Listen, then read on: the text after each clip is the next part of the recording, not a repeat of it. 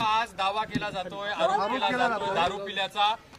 तुम्ही त्या ठिकाणी पोलिसांनी काय सांगितलं आणि तुमचं त्या दाव्यावर काय म्हणणं आहे? हे बघा, मी आत्ता तुमच्या समोर उभा आहे आणि ही घटना घडलेल्याला 1 तास सुद्धा पूर्ण झालेला नाही.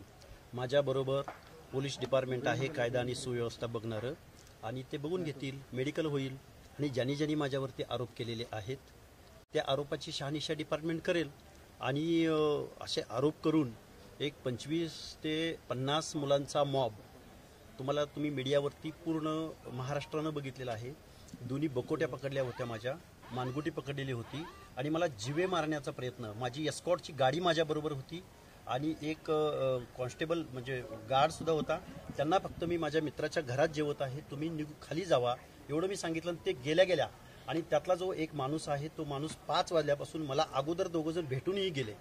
माझ्यावर त्यांनी प्री प्लॅन्ड, त्यांनी पूर्व नियोजित हा कट होता आणि जीवे मारण्याचा हा प्रयत्न होता.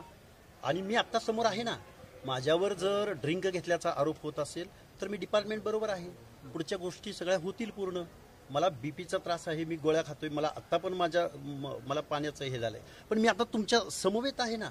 माझ्यावर जे आरोप आहेत ते आरोप डिपार्टमेंट बघेल, टेस्ट होतील, मेडिकल तर चुकीचं बोलणार नाही. त्यामुळे मी या सगळ्या गोष्टीला मी कुठं पळून नाही गेलेलो, मी कुठं गायब नाही झालेलो, मी डिपार्टमेंट बरोबर आहे. आता मी कुठल्याही गोष्टीला तयार आहे. मी पोलीस डिपार्टमेंट पासून कुठेही पळून गेलेलो नाही. मी आता तुमच्या समोर आहे. विवेकाचा आवाज, ओबीसींचा आवाज, शोषितांचा, वंचितांचा आवाज. जर माझ्यावर कुणी दारू पिल्याचा आरोप करून संपवू पाहत असेल तर त्या गोष्टीला मी तयार आहे. आरोप होतो तुमचा, गोठ्यामध्ये तुम्ही होता कुठं? तसा काही इव्हिडन्स असेल तर द्यावा. तसं काही कुठल्या हॉटेलमध्ये पिलो, कुठल्या बारमध्ये गेलो किंवा कुठं गेलो याचा एक जर इव्हिडन्स असेल तर महाराष्ट्राच्या कॅनव्हासवरती, महाराष्ट्राच्या मीडियावरती, महाराष्ट्राच्या सार्वजनिक जीवनात हा लक्ष्मण हाके कधीच तुम्हाला दिसणार. बघा, 5 वाजता माझ्या घरापासून 500 ते 1000 मीटर अंतरावरती मी वॉकिंगला 5 वाजता गेलो होतो. त्यावेळी 2 इसम माझ्याशी बोलून गेले. त्याच इस्मानी मला पकडलं. त्याच इस्मानी परत काय बोललं तुम्हाला? त्यावेळी माझ्याशी नॉर्मल बोलले, गेवराईचं वगैरे असं बोलले. तो गेवराईचा माणूस आहे, तो माझ्याशी बोलला सुद्धा. आणि परत मी जिथून खाली निघतो त्या ठिकाणी 5 ते 6 4 व्हीलर आल्या आणि तिथून बाहेर पडत असताना मोटरसायकलवर मी होतो. माझे दोन्ही हात पकडले, मानगुटी पकडली आणि मला जीवे मारण्याचा हा प्रयत्न होता. तुम्ही मद्यप्राशन केलेलं नाही, दारू घेतलेली नाही असं? मी आता पोलीस डिपार्टमेंट समवेत आहे, मी तुमच्या समोर आहे. मी कुठेही पळून जात नाहीये, मी कुठेही पळून जाण्याचा प्रयत्न केलेला नाही, मी आत्ताही पळून जाणार नाहीये. आणि मी जर ड्रिंक घेतला असेल तर 1 तासापूर्वीची गोष्ट आहे, दिसेल ना, माझ्या रक्तामध्ये दिसेल. अजून कुठं जे काही मेडिकल आहे मी आहे ना, मी पळून गेलो. तपासणीची मागणी केलेली आहे. माझ्या काही तपासण्या मी स्वाधीन आहे तुमच्या. हाके साहेब ऐकून घ्या, त्यांनी एक ससूनची जी तपासणी आहे त्याचबरोबर. अहो साहेब, मी आता तुमच्या समवेत आहे ना, मी पळून गेलोय का कुठं? त्यांनाही जीवे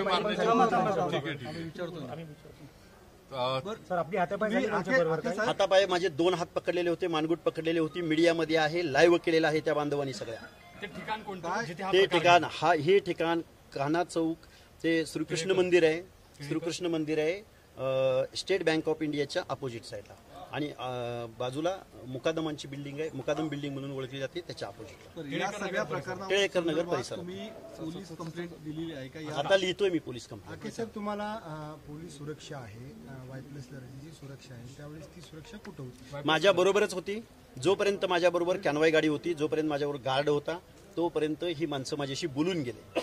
पण ज्यावेळी मी फक्त माझं मित्राचं छोटं घर आहे, त्या घरात मी जेवण करतोय, मी जेवण केलं. जेवण करेपर्यंत तुम्ही बाहेर थांबा किंवा खाली जावा एवढंच मी सांगितलं. आणि परत मी मोटरसायकलवर बसून घराकडे येतो. साधारण 7 ते 8च्या दरम्यान. घटनास्थळ कुठं आहे? 7 ते 8च्या दरम्यान. कान्हा चौकाच्या दरम्यान. पोलिसांना आम्ही कळवलं ज्यावेळी एवढा मोठा मॉब आला आणि त्यांनी घोषणा सुरू केला डायरेक्ट. आणि दोन्ही हात पकडले आणि माझ्याकडून ते वधवून घेत होते की दारू पिलास की नाही सांग, दारू पिलास की नाही सांग. जर ओबीसीचा आवाज असा आरोप करून जर कोण थांबू पाहत असेल तर मी गोळ्याही खायला तयार आहे, वारही झेलायला तयार आहे आणि जीवे जायलाही तयार आहे. एक मते नावाचा व्यक्ती आहे आणि एक दुसरा त्या माणसाचं नाव माहिती नाही. एक डेक्कनचा आहे, एक वरतीच राहतो, इथंच या गोकुळनगर परिसरातच राहतो. मी त्यांना ओळखू शकतो. त्यांनी जरांगे पाटील बद्दल काय विचारलं होतं का? विचारलं त्यांनी, तुम्ही राजांना असं बोलला, तुम्ही अमक्यांना तसं बोलला, हे त्यांचे आरोप होते. त्या लाईव्ह व्हिडिओमध्ये सगळं आहे. तुम्ही त्या टायमाला फावडं घेऊन त्याच्या मागे पळाले असे त्यांचं म्हणणं आहे. हे बघा, ज्यावेळी 25 माणसं माझ्या अंगावर आले त्यावेळी मी एकटाच होतो. त्यामुळे मी जर कुठं फावडा घेऊन खेटो किंवा काय घेऊन गेलो असेल तर ते दिसेल त्या आपला व्हिडिओमध्ये. कॅनव्हास कुठं होता त्या टायमाला? कॅनवा नव्हता माझ्या बरोबर, हे मी तुम्हाला अगोदरच सांगितलं. खाली तर असेल, तुम्ही खाली घराच्या जवळ असेल किंवा गेला असेल घरी. कॅनवा ज्यावेळी रोडवरून मला जायचं असतं त्यावेळी मी कॅनवाला. पण या सगळ्या संदर्भात आता तुमचं नेमकं काय म्हणणं आहे? तुमची काय नेमकी या सगळ्याच्या माझ्या जीवाला धोका आहे. माझा जीव गेला तरी चालेल. मी ओबीसींची आणि भटक्या विमुक्तांची कायद्याची आणि संविधानाची भाषा कधीही सोडणार नाही. आणि डिपार्टमेंटला माझं सगळं सहकार्य मी त्यांच्या बरोबर आहे. तुमच्यासोबत असं घडू शकतं म्हणून तुम्हाला सुरक्षा दिलेली आहे अगोदरच. तरी असा प्रकार घडतो तर मग आता हे काय हवंय? मग काय याला काय म्हणायचं? पुढची मागणी बघा, मी ओबीसीचं आंदोलन कुठल्याही परिस्थितीमध्ये सोडणार नाही. ते द्यायचं का न द्यायचं, आज हा अचानक घडलेला प्रसंग होता. मी माझ्या भागामध्ये किंवा पहिल्यांदा अशा प्रसंगाला मी पहिल्यांदा सामोरं गेलो. खरं तर जालना जिल्ह्यामध्ये या गोष्टी घडत होत्या, त्यावेळी मी तिथल्या CPना वगैरे बोललेलो आहे. परंतु या परिसरामध्ये मी पहिल्यांदा या गोष्टीला सफर झालोय. त्यामुळे मी डिपार्टमेंटला बोलेन. हाके साहेब, आम्ही तुमची बाजू घ्यायला आतमध्ये येत होतो तर आम्हाला अडवलं गेलं. म्हणजे नाही, मला असं वाटतं नाही. की तुमची बाजू दिसली जावी. आम्ही तुमच्या समोर आलो, तुम्हाला आम्ही तुमची बाजू विचारत होतो. नाही, डिपार्टमेंटनी दोघांच्याही बाजू ऐकून घेतल्या आणि ते तपास करत होते. नाही, आम्ही जेव्हा एकच बाजू जेव्हा पुढे होती तेव्हा तुमची बाजू घ्यायला आलो होतो. तुमचं काय मी आलोय ना आता समोर. जवळपास दोन तास झाले तुम्ही या ठिकाणी येऊन. 2 तास एवढं तुम्ही ज्या गोष्टीला तयार आहे ती मान्य व्हायला 2 तास का लागले? नाही, आता हा डिपार्टमेंटचा भाग आहे. मीच बोललो तुम्हाला. तयार आहे ना, मी आता इथंच आहे. मी इथंच आहे. धन्यवाद. Thank you sir.